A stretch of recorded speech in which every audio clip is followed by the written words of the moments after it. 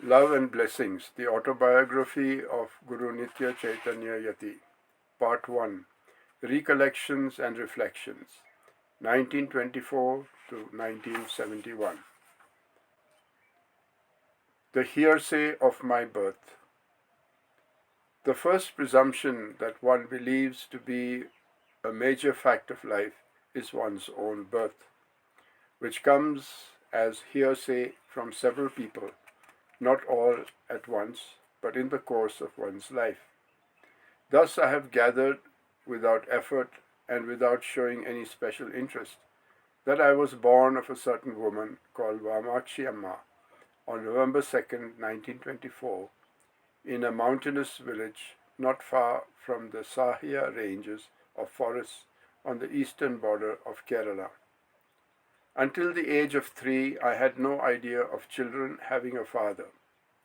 We lived in a joint family, which was headed by a stalwart with rugged features and an aggressive temperament. Afterwards, I came to know he was my mother's father. He had 2 wives staying with him permanently, and probably several others whom he was occasionally visiting and patronizing.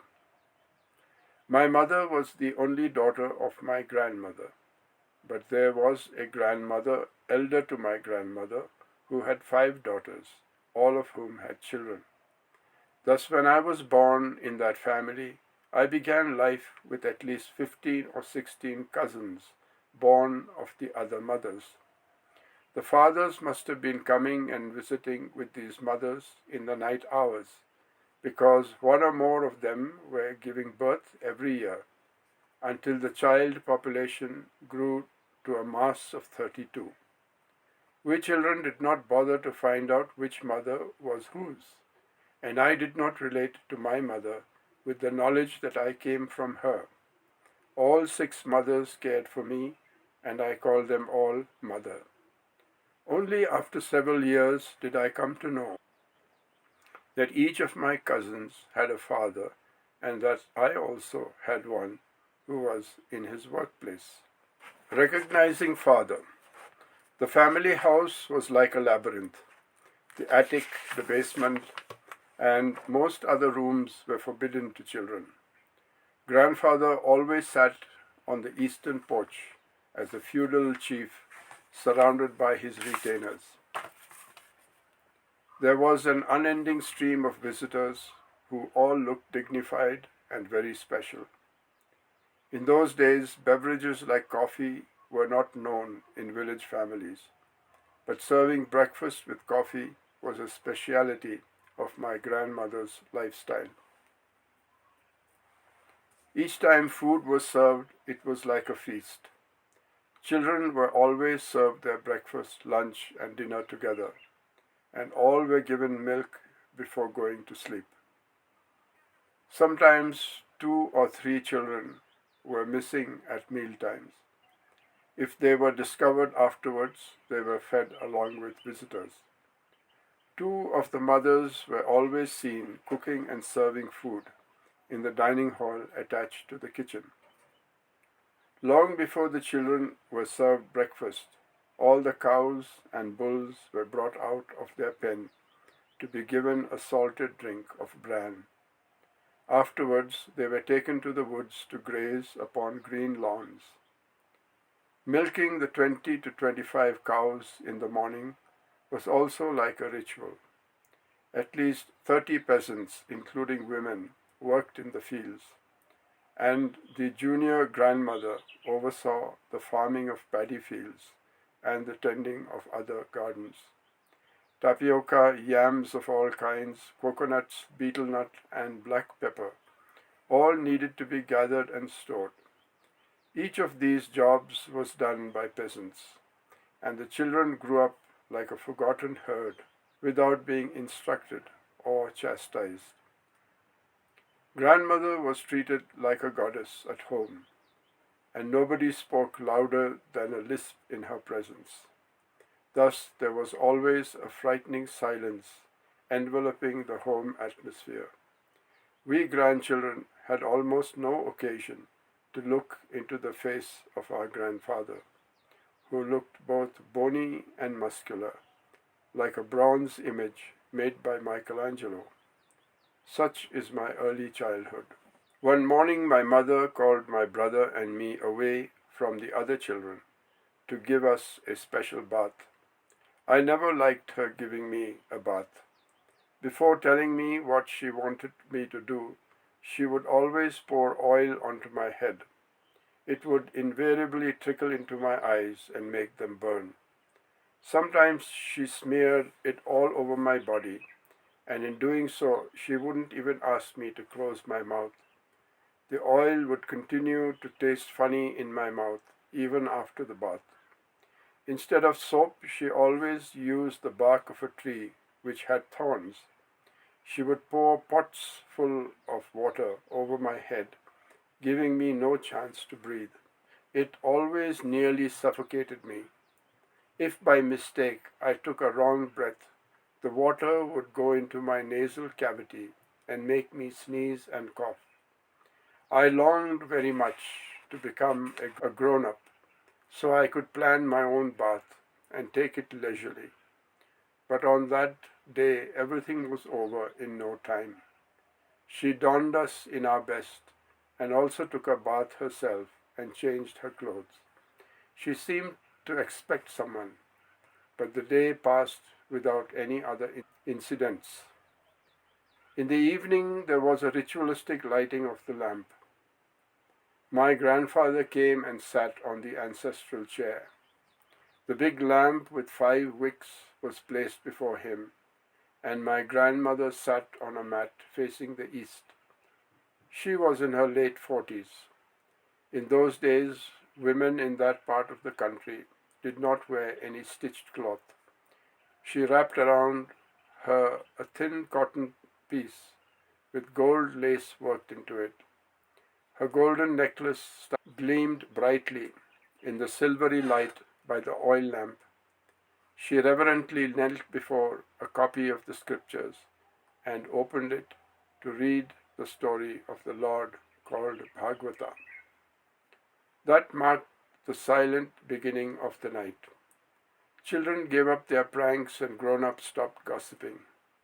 All sat and listened to the sonorous recitation of grandmother, who was gifted with a musical voice. I did not understand what she was reading, but I liked the calm atmosphere and the picturesque setting of the evening prayer. Most of us would fall asleep before the prayer routine ended, but that day I didn't sleep. Before the end there came a visitor who had with him 2 or 3 attendants. He bowed low to my grandfather and showed his reverence to grandmother. There was an excited voice coming from the women's chamber, where the women stayed, keeping out of the grandfather's presence. I knew the person was somebody very important and dear to the family. My grandfather's face was serene as he spoke in a low tone to the visitor. Suddenly the stranger turned to me and, lifting me in his hands, pressed my face to his cheeks. Nobody ever behaved to me like that. I felt shy and embarrassed. He gave me a tin wrapped up in gold paper. Why this special favor to me? Was he the unknown man whom I always expected to greet me around the corner? Many such thoughts filled my mind. He had brought with him several other packets and unpacked one of them. It was a special kind of lamp. When it was lit, I thought the sun had come to shine in our porch. In that light, I saw the stranger's face. He did not look like the others. I thought he was the most handsome man I had ever seen. He was fair-colored and his cheeks were rosy. In those days, I preferred pale complexions, and I do not know when I cultivated a taste for brown and black as more beautiful pigments than pale ones. I admired the newcomer and was excited to find out what surprises were hidden in each of the packets. Then he opened another one. I could not make out what it was. It looked like a square box with something like a hot plate on the top. He fitted to it something that looked like the flower called morning glory. He took out a disc on which was the picture of a dog and placed it on the hot plate. I marveled at the ingenuity of the man. Until that day, my grandfather had been the omniscient God in my mind. Now this man had usurped his place. He inserted something into the box and twisted it in his hand. To my amazement, I saw the hot plate and the disc rotating. The world I had known so far was a very simple one. Now so much complication arose from that box that I could hardly cope with it. What happened then really blew away my mind.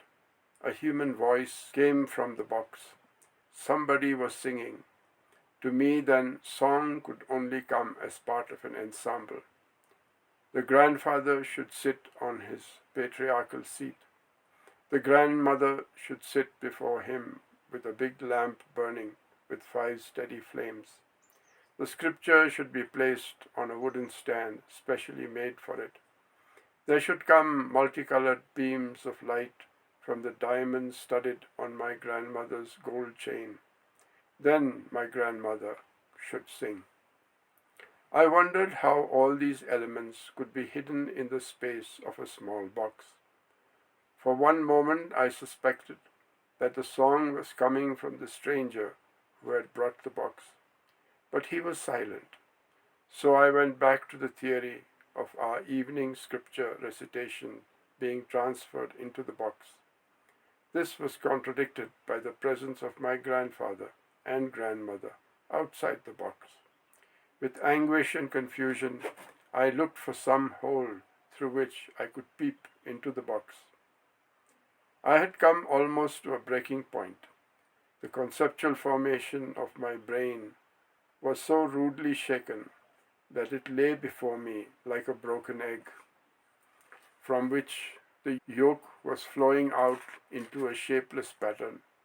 Nobody considers how hard it is for the mind of a child to pigeonhole things and events and assign to each event or thing a special name and then interrelate all known factors in terms of classes and categories. Now it was time for dinner. My mind was so preoccupied with the mystery of music coming from the box that I thought only of unraveling it. While making balls of rice and dipping them in curry, my mind was busy hatching out a plan to enable me to get into the mysterious box. I thought I should become small as a cat, then grow smaller again and become as small as a mouse, and then become as small as a fly, perhaps a mango fly, and then at last I would sneak into the box. Once in there, I should grow again as big as possible. The idea looked fantastic. My mother thought I was sitting and falling asleep, so she washed my hands and put me on my bed. I was not asleep though, and the idea of getting into the box again came into my mind. I thought I should first become a cat. In my mind, I had already become one. I looked at my hands and legs. They had become the paws and legs of a cat. I wagged my tail. It was very amusing to be a cat. Then suddenly I was gripped with a great fear. Our dog Kaiser hated cats. It was dangerous to be a cat. So I decided to become a bull. Indeed, I became a bull. I threw myself into the air and bellowed like a bull and ran around in the garden. As a big bull with a bell tied around my neck, I stood before my grandfather as if I had become invincible. Thereafter, what happened, I do not know. When I woke up in the morning, I was surprised to see the stranger of the previous night lying close to me. On the next bed were my mother and my brother. She asked me to call the stranger father, but that was a term that made very little sense to any of the children in that home, as in all matriarchal families. The complexity of the experience of the previous night was puzzlement to my rational mind as well as to my emotional faculty. I wondered why my mother did not ask me to call any other man father. I heard her and the other mothers referring to my grandfather as father. Father was thus to me an office of authority, the supreme chief of a household, who should be feared, obeyed, and respected. I thought small children were supposed to call that authority grandfather, while aged people called him father. This concept was now rudely upset. I was only a child, and yet I was being asked to call a man father and not grandfather. This man did not look like a person of authority, yet in a short time he had opened up a flood of emotion in a corner of my mind, which hitherto had been virgin and untouched, like a seed before its germination. Thus, between my emotions and my understanding, a new concept of fatherhood was molded. For a long time, I could not relate the newly born idea of father to my pre-established concept of fatherhood. Afterwards, when the idea of God the Father was preached to me in Sunday school, I had reservation about giving away my loving personal father, so I preferred to think of God as a grandfather and not father. One way in which a real intimacy was established between my father and me was that both in the morning and in the evening he took me out with him for a stroll in the rice paddy fields and in the woods, which had many mighty trees. He stopped by flowering shrubs, admiring the flowers. He took care to make me familiar with all the creatures of the jungle, such as birds, butterflies, dragonflies, snails, and chameleons. In the paddy fields, he showed me shoals of pretty fish going in formation, white heron sitting steady on one foot, and frogs with green lines running across their eyelids and making streaks down their backs. As I did not wake up early, he had no chance to show me the sunrise. However, we never missed sunset. I was very fond of watching his face lit by the evening sun. He always looked at the sun as it set, as if he were bidding farewell to a great and intimate friend. Those hours of silent communion implanted in my mind a sense of reverence and veneration, which was totally without fear or ideas of authority. Whenever there was a clear sky with the moon shining and the stars shimmering, he was eager to take me out. He filled my mind with several stories, mostly relating to the moon and stars. Thus my time with my father turned out to be lyrical in its quality.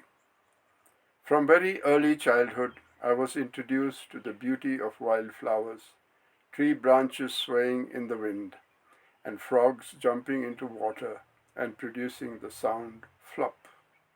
When school closed for the midsummer vacation, father came to join us from his workplace. To me, it was the opening of another chapter in the story of my growth. I could not compare my father to anyone. My joy knew no bounds. To me, he was always a manifestation of wonder. There was something so fresh and new about him, even in the passing hours of the day. He always took his bath early morning, changed his clothes, and put a mark of sandal paste between his eyebrows. I was never tired of looking at his rosy cheeks, thoughtful eyes, and forehead.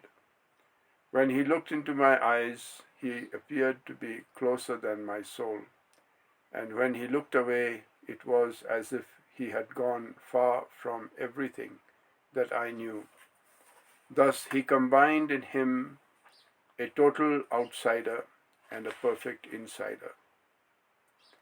After the morning breakfast, he relaxed on a canvas chair with a written pad in his lap. I always sat by him. It was as good as watching a man physically present vanishing into oblivion, but without caring to take his physical body with him. Only after many years did I know that he was writing poetry. Like an iron filing caught in a magnetic field, I was always around him. This extreme affection for my father weaned me away from playmates, and I did not enjoy playing games with children of my age. In the evenings, I went for walks with him. He was fond of walking on the bunds of paddy fields. Green rice plants stretched before us like emerald carpets. When we walked, big frogs with green and yellow patterns jumped into the water from the green grass of the bunds. This sometimes startled me, and father took such occasions to convince me of the harmless and quiet life of frogs. It was a great joy to live close to nature. We always sat in some convenient place from where we could watch the western sky, making elaborate preparations for glorious sunsets. After many years, when I read Boris Pasternak's Dr. Zhivago and saw the film, memories of my father sitting enraptured by the sun came to mind, and I always associate this as the image of a poet. Such simple sharing of a father with his son is not very much noticed as a part of education, but to me, what I have learned from teachers and books is almost nothing when compared to the sustaining effect of these beautiful evenings with my father. I was not conscious of the role of his fatherhood. He was a very knowledgeable and patient friend who always cared to help me grow and be happy. Yet he never gave me the impression that I was learning anything from him or that he was teaching me. Afterwards, when I became familiar with the writings of Rousseau and Bergson, I would call back to my mind how the man in the father can relate himself to the child in the boy without reminding him too often of the fixations of father and son. As the days passed, I became more and more intrigued by the kind of rapport that was growing between my father and my mother. The word my here had only a very weak force. I did not have a strong identification with a mother image. It was as if I was learning from my father how to show love and reverence for my mother, just as I had learned how to listen to the frog or the cricket, or to admire the setting sun. In my father's voice was tenderness and affection. In those days, there was a puritanical sense of morality about conjugal relations between husbands and wives. I never saw my father becoming amorous or showing any physical expression of affection or intimacy, such as fondling, embracing, or kissing. His admonishments came in the form of satirical or humorous stories. Between words and silence, he knew how to handle a number of keys that brought different resonances into the music of our home life. Even today, I cannot think of him as the man who was the cause of my being. I look upon him as a precious friend whom I chanced to meet in the strange zigzag course of life. From the earliest days of our companionship, he drew my attention to the value of dignity. It was, however, a dignity not to be confused with the idea of being unique or special or wanting to be reserved or withdrawn. When my father left to return to his workplace, it was like losing my best friend, and for several days I couldn't reconcile myself with the strange loneliness to which I was suddenly exposed.